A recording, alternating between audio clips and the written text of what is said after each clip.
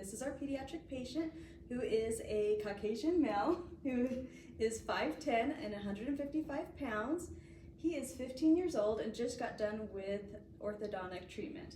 This is his mother, and so we're going to be doing motivational interviewing with the patient and his mother. So, his mother came in with concerns of... Yeah, I came in because I noticed my son's teeth, they did not look perfect the way I wanted it to. His front teeth were way too long, and it seemed as if they were like pushing out a lot. So I'm just very concerned about this, that they're too big and too far forward.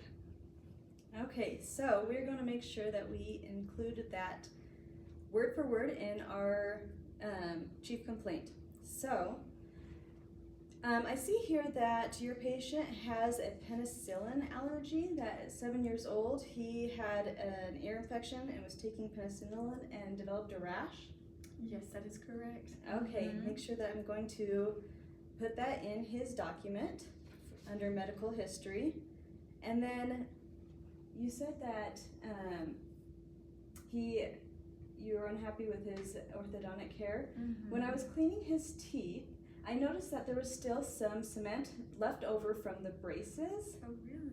Yes, so I'm going to recommend that you revisit your orthodontist to make sure that they have them remove all that residual cement that was left over on the teeth. It's on the back teeth. Oh, gotcha.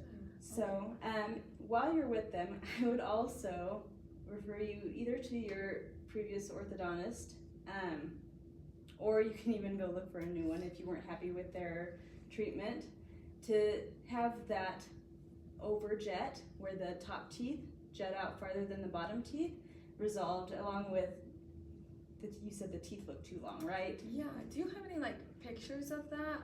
Because I'm not really understanding what you mean by like the overjet and such. I sure do. Sweet. So we took some pictures of your son's teeth, and you can see here how your son's teeth jut out farther and aren't very close to the bottom teeth. That is called an overjet, when your front teeth is farther out than the lower teeth.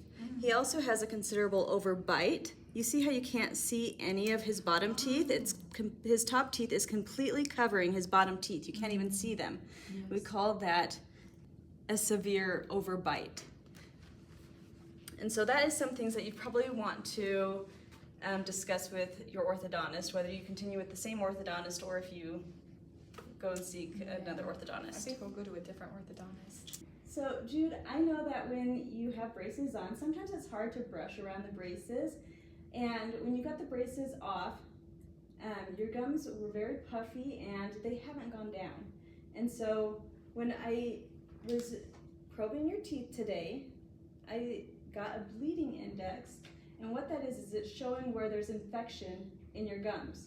If there's any bleeding, they will it'll show that they're infected. Are you not brushing? No, I'm brushing 3 times a day. What kind of toothpaste do you use? I use fluoride toothpaste. Okay. And what kind of toothbrush do you use? I use an electric toothbrush. Good. That's all very good. Sometimes it's just the technique you're using. And so it shows here that you had a 66% bleeding index. And all that means is that 60% of your mouth was bleeding when we were probing it. Oh. We'd like to see about 30%. Okay. So, some things what do you think that you could do to bring that down to lower than 30% of bleeding around your mouth? I guess I could floss my teeth because I'm not doing that at the moment or ever since I had my braces. Good. So I'm just brushing, so I could start flossing my teeth.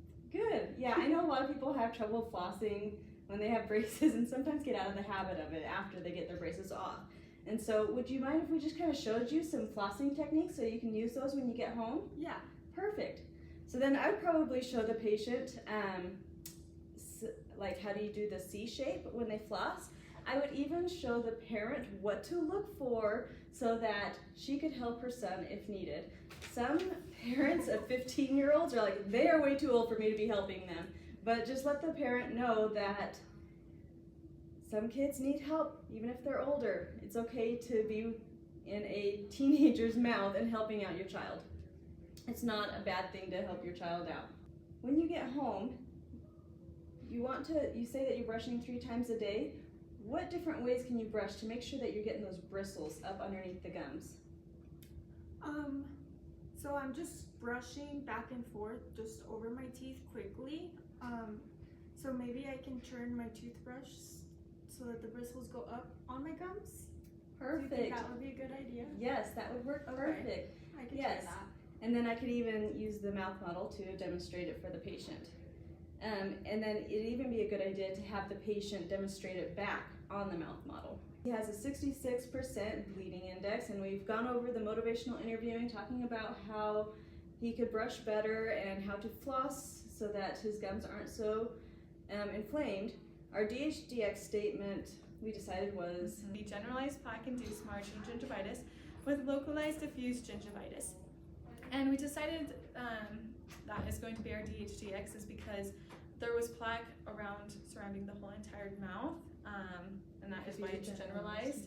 And it's just localized diffuse gingivitis because diffuse means that it's just going all the way up into the gums area, which you can kind of see on this.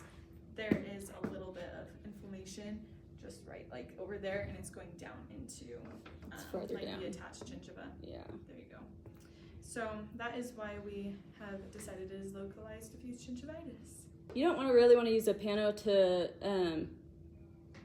to diagnose periodontitis, but according to this x-ray, it doesn't look like he has any bone loss. So we did not decide on diagnosing him with any periodontitis. Yep.